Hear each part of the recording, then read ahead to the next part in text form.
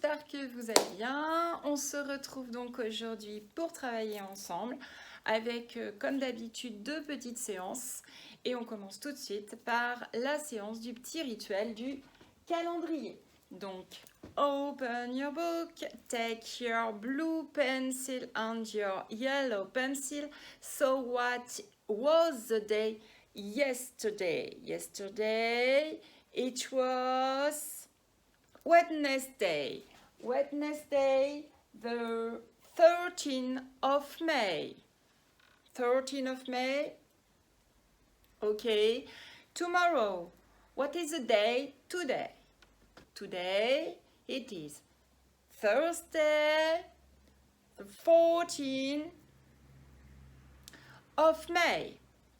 And tomorrow it will be Friday, the 15th of May. So look at the calendar and did you work Tuesday? Tuesday, did you work? Est-ce que tu travaillais mardi? Yes. So you take your blue pencil and now you color it. Et maintenant tu peux colorier. Did you work on Wednesday? Est-ce que tu travaillais mercredi? No, you didn't work Wednesday. So you take your yellow pencil. Today, nous ne pouvons pas donc colorier le jour d'aujourd'hui puisque nous venons de commencer la journée. Ok.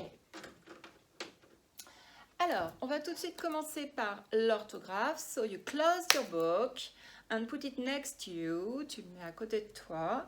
Et tout de suite, tu prends ton ardoise, le Velleda et la chiffonnette. Orthographe. Alors, rappelle-moi quelle était la phrase qu'il fallait travailler pour aujourd'hui. Allez, on ouvre les tiroirs de la mémoire. Alors, pour aujourd'hui, il fallait savoir écrire le cheval galope. Attention à la petite lettre que vous avez pour certains oublié, le E qui ne s'entend pas forcément. On y va, donc ça vous le réécrivez sur votre ardoise de façon mécanique, maintenant c'est bon. Et on corrige tout de suite ensemble. Pourquoi j'ai pris le rouge déjà? Ouais, parfait, ça y est, c'est bon. On fait la majuscule. Ok. Le cheval. Okay, la grande lettre à boucle, les sons qu'on entend les uns après les autres. Et qu'est-ce qu'il fait, mon cheval? Il galope. Attention, le G a-t-il besoin d'être rappelé à l'ordre par Mademoiselle U? Dites-moi. Non, pas du tout. Pourquoi? Parce que là, le A est un alpha fort. Il a des défenses, il a sa calme. Ga. La. O. Pe. Très bien. Un cheval galope. Alors ça, c'était ce qu'on avait travaillé mardi. D'accord? Mais maintenant, on rajoute un petit bout. Donc, le cheval galope avec. Ça, c'est un petit mot outil qu'on connaissait. Avec. Allez, on essaye. On essaye de se souvenir. Tiroir. Avec. Rodrigo. Là, il y en a un qui est avantagé.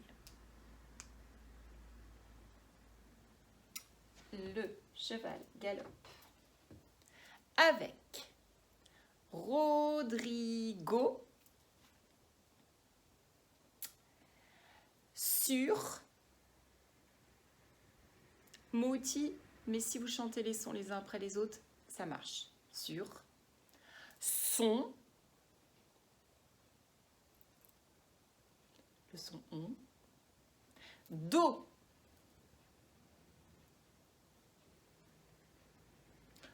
ok, voilà. Ok, c'est parti. Donc le cheval galope sur, avec, pardon, galope pas sur le dos de Rodrigo, je Alors, le cheval galope avec. Vous vous souvenez avec? Allez, on le dit ensemble. A, V, E, C. Bravo à tous ceux qui s'en souvenaient. Avec. Et là, prénom de la classe. Alors, c'est ce qu'on avait vu la semaine dernière. Là, il va me falloir une majuscule. Pourquoi? Eh bien oui, c'est un nom propre. Ok? C'est un prénom. Du coup, même si on est en plein milieu d'une phrase, on met une majuscule. Avec Rodrigo. On donne la main au O, casquette, le D. Ok, Drigo. Est-ce que Rodrigo a besoin que dans le G qu'il soit rappelé à l'ordre? Non, non, non, parce que Monsieur O est dangereux avec ses bulles de savon. Donc, pas besoin de Mademoiselle U avec Rodrigo sur, trop facile, sur son, Monsieur O et le nez qui sont dans un ballon, qui regardent des cochons qui mangent des bonbons. Vous vous souvenez? Bah oui. Alors le son, on, facile aussi. Sur son et do. Alors là, par contre, je vous ai fait une petite farce. Il manque un truc. Alors, oui, il manque un truc. Et là, il n'y a pas beaucoup de façons de s'en souvenir. Je vais essayer de vous en donner une quand même. C'est la lettre S. On n'oublie évidemment pas le point à la fin. Alors, vous savez, les requins, les dauphins ont des ailerons. Ok, une nageoire supérieure sur le dos. Et on appelle ça une dorsale. Ok, ça peut aider à se souvenir qu'à la fin du mot dos, il y a toujours un S. Attention, je ne parle pas de la note de musique do, je parle du dos d'une personne. Hein? Ok? Donc, il faut se souvenir. Là, on a besoin de se souvenir de la majuscule. Cheval, galope. Ok? Avec mot outil. Rodrigo. Il faut se souvenir de la majuscule. Sur son, do, lettre muette. D'accord? On s'entraîne à écrire ça ou à le faire dicter à papa et maman qui du coup reprennent leur écriture de CP, bien entendu. C'est le moment. Et on mémorise les différents mots qui sont un petit peu des farceurs. Ok? Je compte sur vous. Quand c'est fait, on l'écrit sur, alors, soit les lignes de couleur, parce que j'ai vu que finalement pas mal d'enfants les avaient utilisées, donc c'est que vous en avez besoin. C'est pas un problème, mes loulous. Du moment que je vois que vous vous accrochez, moi, j'ai aucun souci avec ça. Donc, soit sur les lignes de couleur, petite photo, on l'envoie, soit sur le cahier bleu directement, après avoir écrit la date, évidemment. Ok? Allez, on passe directement à la lecture. Vous aviez pu faire connaissance avec le thème que nous allons travailler cette fin d'année. C'est le thème de quoi? Thème des pirates. Et pour commencer ce thème des pirates, eh bien, je vous avais donné à lire pour aujourd'hui une petite fiche documentaire. Alors, il y a peut-être des mots qui étaient un petit peu compliqués et rien ne vous interdisait de vous faire aider.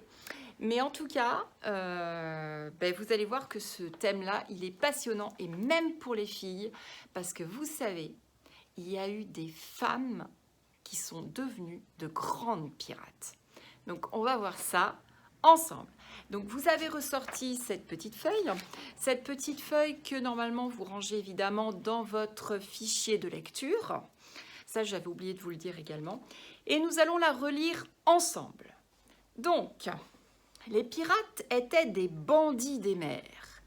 Ils volaient le chargement des bateaux, or, argent, bijoux, Donc on vous montrait un pirate qui montait sur un bateau par une corde. Les pirates attaquaient des navires partout dans le monde. Une carte des pirates. Les hommes des autres bateaux redoutaient de voir les drapeaux pirates. On vous en montrait un certain nombre et vous pouvez aller sur Internet avec papa et maman et vous verrez que des drapeaux pirates, il y en a plein. Tous les bateaux pirates avaient un drapeau. C'était leur signe de reconnaissance. Et sur ces drapeaux, il y avait souvent des têtes de mort. Oui, parce que les pirates... eh bien, ce n'étaient pas des personnes qui étaient très douces, voyez-vous. Lorsqu'ils avaient à voler le chargement d'un bateau, qu'il soit commercial, c'est-à-dire qui traversait donc l'océan avec des chargements de nourriture, des barils de vin, de rhum, ou bien qu'il soit de passagers, eh bien, il ne faisait pas dans la dentelle, c'est-à-dire qu'il volait, mais il tuait en même temps. Donc, les bateaux des pirates étaient petits et rapides. Pourquoi, d'après toi? C'était pour pouvoir attaquer. Oui, parce que sur l'eau, on navigue pas tout à fait aussi facilement que lorsqu'on est en dehors de l'eau. Du coup, plus c'est petit, eh bien... Et la voilure, par contre, était grande, les voiles avaient beaucoup de surface, donc du coup, pouvaient bien prendre le vent. Eh bien, ça permettait d'être rapide. Parfois, les pirates allumaient des feux près de la côte pour provoquer des naufrages. Eh bien oui, vous savez, souvent, au niveau des côtes de l'océan ou de la mer Méditerranée, il y a ce qu'on appelle des phares. Les phares, comme vous me l'aviez dit au début de l'année, quand nous les avons passés, eh bien ça permettait de se repérer pour les bateaux la nuit, savoir que, là, il y a une lumière qui tourne à l'horizon, ça veut dire que la côte n'est pas très loin. Ça évitait aussi, comme ça, de se fracasser contre la côte, contre les rochers. Sauf que les pirates allumaient des feux sur la côte, faisant croire aux bateaux qui arrivaient du large qu'il y avait un phare. Du coup, les bateaux s'approchaient et paf, coulaient en fait, faisaient naufrage. Attirés par la lumière, les bateaux se fracassaient sur les récifs. Les pirates montaient alors sur le bateau et ils volaient le trésor. Les pirates étaient parfois arrêtés et jugés. Oui, c'est un métier dangereux quand même. Ils allaient en prison où ils devaient faire des travaux forcés, ou bien souvent, ils étaient très souvent d'ailleurs pendus. Alors, un pirate très très célèbre, c'était le pirate Barbe Noire. D'ailleurs, il y aura une petite surprise à la fin du travail d'aujourd'hui. Alors, allez bien jusqu'au bout. C'était un pirate très célèbre il y a 300 ans. Alors, 300 ans, ça fait 3 siècles en arrière. Il se battait avec des pistolets et aussi avec des sabres. D'accord? Oula! Donc maintenant, je vais te demander de récupérer le questionnaire. Je te montre ça, mais il n'y a rien derrière. Le questionnaire qui va avec. D'accord? Et ensemble, alors panique pas, nous allons essayer de répondre aux questions. Alors, je vais te lire les questions. Mais pourquoi on fait ce travail-là? Pour 2 raisons. La première, pour voir si tu as bien compris ce que tu as lu et entendu. Ok? Et la deuxième raison, c'est parce que lorsqu'on répond à une question dans un texte, eh bien, il faut faire une phrase, une vraie phrase. On ne répond pas à une question par un mot, d'accord? Quand on vous dit, par exemple, comment tu t'appelles, eh bien, on ne répond pas simplement Inès. Non. Je m'appelle Inès. Ça, c'est une vraie phrase. Quel âge as-tu? 6 ans. Non. J'ai 6 ans. D'accord? En France, on oublie qu'on a une belle langue et qu'il faut savoir l'utiliser correctement. Alors, la première question à laquelle papa et maman peuvent vous aider pour y répondre, que volaient les pirates? Alors, papa et maman, ils n'ont pas le droit de répondre à votre place. Mais par contre, vous pouvez leur dicter la phrase réponse. Parce que le but, là, c'est pas d'écrire. Le but, c'est bien de faire une phrase correcte et d'apporter une réponse qui soit correcte par rapport à la question. Donc, que volaient les pirates? Alors, on reprend les mots de la question. Les pirates volaient, et à vous de le dire. Deuxième question. Qui y avait-il très souvent sur les bateaux, les drapeaux, pardon, excusez-moi, qui y avait-il très souvent sur les drapeaux des pirates? Pareil, on reprend les mots de la question. Sur les drapeaux des pirates, il y avait très souvent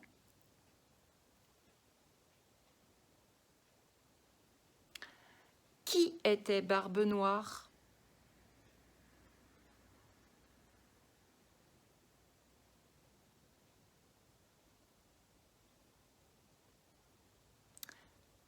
Voilà. Et une dernière petite question qui là n'est pas directement écrite dans le texte, la réponse n'est pas directement écrite dans le texte, mais je pense que tu seras capable d'y répondre parce que tu as une tête bien pleine. Comment avançaient les bateaux des pirates? Avec des super gros moteurs. Je te laisse répondre à ça bien tranquillement. Tu peux me mettre sur pause. Et on continue avec notre son. Donc tu te souviens le son, j'ai pas ressorti nos amis les alphas. Mais tu avais une leçon qui doit normalement être collée dans ton cahier jaune sur le son G. Le son G qui se fait soit avec le GULU, le G tout seul, soit avec le GULU plus mademoiselle U, c'est-à-dire le G et le U, pour faire le son G. On répète, mais sans les alphas. Eh oui, l'enseignement, c'est l'art de la répétition. Alors, le G tout seul, c'est lorsque il est devant une voyelle qui est forte. Voyelle forte. A, O, U. Le G avec le U, c'est lorsqu'il est devant une voyelle qui est faible. I,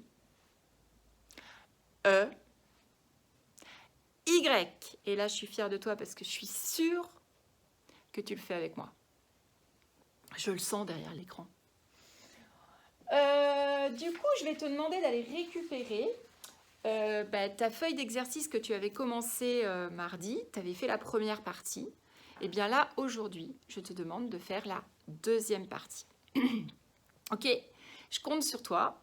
Et du coup, on peut passer aux maths. On y va ?